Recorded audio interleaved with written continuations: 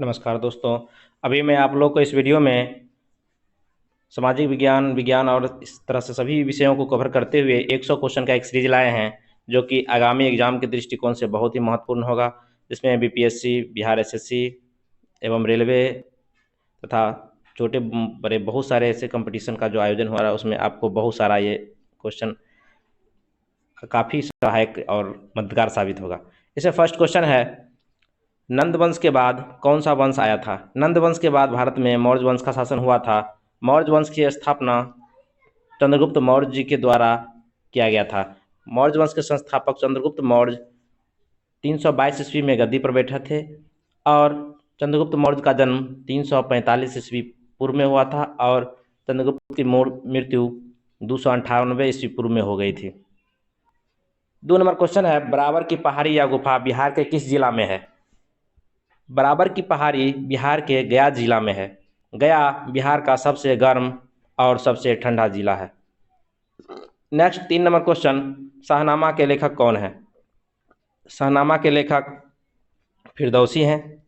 Next question है, प्रथम कर्नाटक युद्ध 1746 से 48 ईस्वी किस दो देशों के बीच संपन्न हुआ था? इंग्लैंड और फ्रांस के बीच।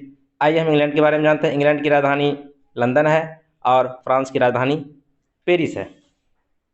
नेक्स्ट क्वेश्चन नंबर 5, अंतरिम सरकार में मुस्लिम लीग कब शामिल हुए थे? तो 26 अक्टूबर 1946 ईस्वी को अंतरिम सरकार में मुस्लिम लीग का शामिल होना हुआ था। आइए हम पता करते हैं मुस्लिम लीग की स्थापना कब हुई थी। मुस्लिम लीग की स्थापना 1906 ईस्वी में आगा खां और सलीमुल्लाह खां के द्वारा किया गया था। नेक्स्ट है, राज्यसभा के सदस्यों के निर्वाचन किस देश के संविधान से लिया गया है? तो राज्यसभा के सदस्यों का निर्वाचन दक्षिण अफ्रीका के संविधान से लिया गया है। आगे अब राज्यसभा के बारे में जानकारी लेते हैं। राज्यसभा का पदेन अध्यक्ष उपराष्ट्रपति होता है अनुच्छेद 64 के तहत।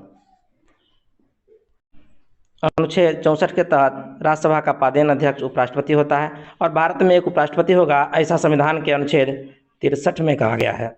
नेक्स्ट क्वेश्चन है 7 नंबर, भारत में आपातकाल के समय भारत के राष्ट्रपति कौन थे? भारत में जब आपातकाल लागू हुआ था उस समय भारत के राष्ट्रपति फखरुद्दीन अली अहमद थे। भारत में अब तक 3 बार आपातकाल लागू हुआ है।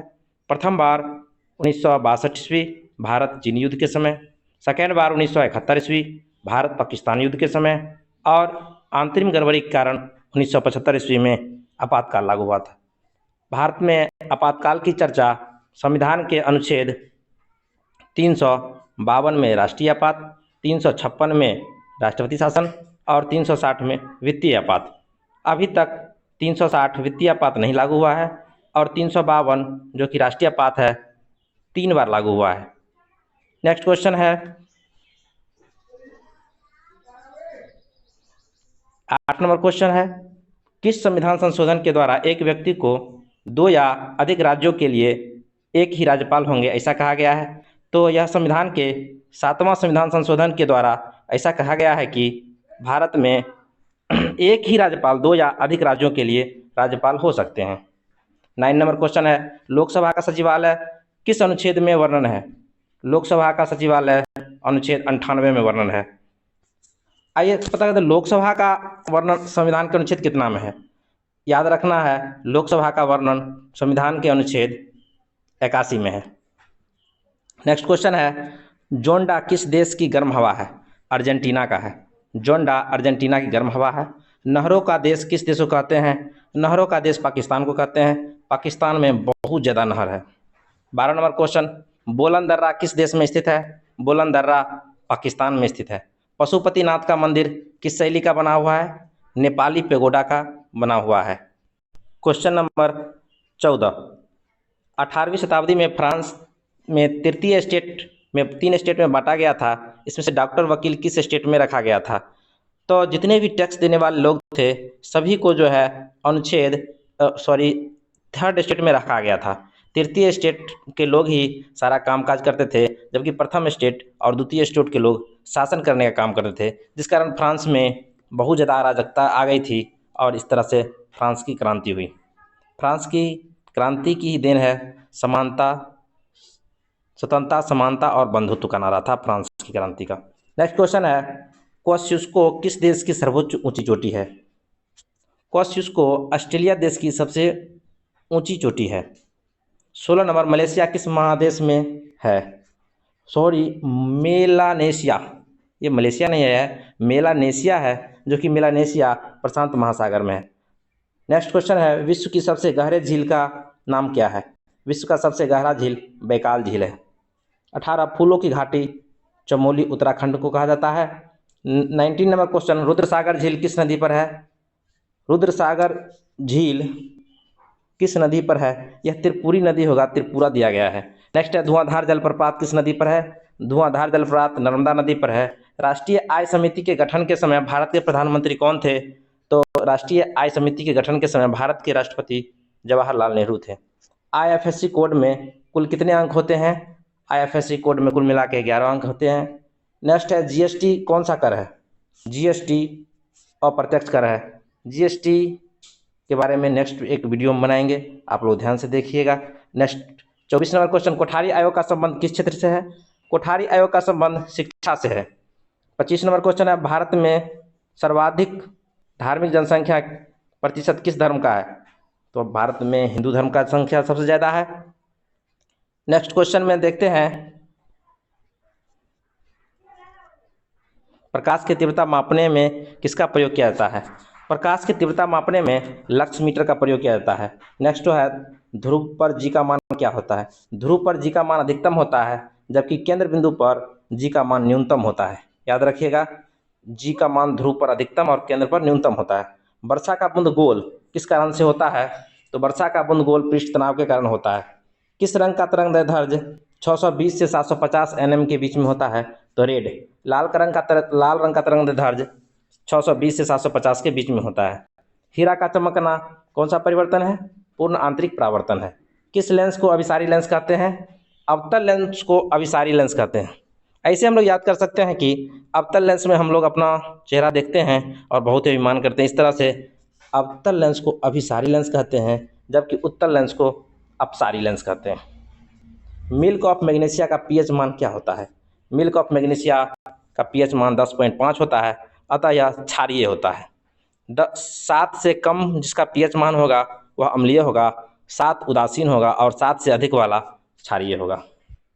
नेक्स्ट है, ताप बढ़ने पर अर्धचालक की चालकता का पर क्या प्रभाव पड़ता है? ताप बढ़ने पर अर्धचालक की चालकता बढ़ता है।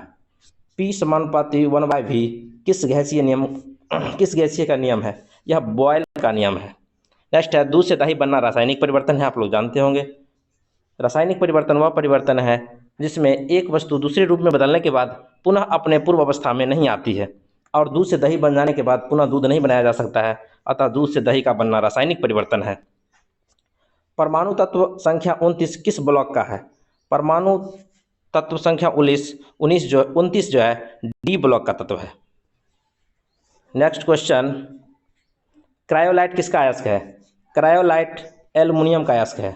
Al संकेत एल्युमिनियम का होता है, क्रायोलाइट एल्युमिनियम का अयस्क है। जब इनो लवण को जल में डाला जाता है तो बुलबुले बनते हैं, इसका क्या कारण है? तो किसी भी चीज़ को जब जल में डालते हैं वो बुलबुला बनता है, तो उसमें कार्बन डाइऑक्साइड बनता है। तो इनो भी एक प्रकार का पेय पदार्थ है जिसको हम पेट में पाचन सही करने के लिए पीते हैं या गैस को कम करने के लिए। अतः इनो लवण को जब जल में डालते हैं तो CO2 के द्वारा ही वह बुलबुला देता है। बनावटी हीरा किसे कहते हैं? बनावटी हीरा सिलिकॉन कार्बाइड या कार्बोरेंडम को कहते हैं। नेक्स्ट क्वेश्चन 40 नंबर, वनस्पति विज्ञान का जनक किसे कहा जाता है? वनस्पति विज्ञान का जनक थियोफ्रेस्टस को कहा जाता है। अमीबा किस जगत का है? प्रोटिस्टा जगत का है अमीबा। मछली में कितने चैम्बर होते हैं? मछली 2 चैम्बर का होता है, जबकि मानव 4 चैम्बर का होता है। व्हाइट लेग हॉर्न किसकी नस्ल है? मुर्गी या कुक्कुटों की जो है नस्ल है व्हाइट लेग हॉर्न। प्रोकैरियोटिक कोशिकाओं का में श्वसन अंग कौन सा है? मिसोसोम जो है इसका श्वसन अंग है। सबसे बड़ा एक कोशिकीय जीव एसिटोबुलेरिया है। भूख प्यास का केंद्र हाइपोथैलेमस को कहा जाता है। पित्त का स्रोत क्या है? यकृत। पित्त का निर्माण यकृत में होता है, जबकि पित्त जमा पित्ताशय में होता है। ट्रेकोमा जो है एक जीवाणु जनित रोग है, इससे प्रभावित अंग कौन है? हम लोग जानते हैं ट्रेकोमा से आँख प्रभावित होता है। लुई पास्चर किस देश के निवासी थे? लुई पास्चर स्पेन के निवासी थे। ध्रुव एक प्रकार का रिएक्टर है जिसका निर्माण 1985 ईस्वी में हुआ था। 50 क्वेश्चन कंप्लीट हो गया है। हम लोग 50 क्वेश्चन फिर नेक्स्ट वीडियो में देखेंगे। तब तक के लिए नमस्कार, धन्यवाद।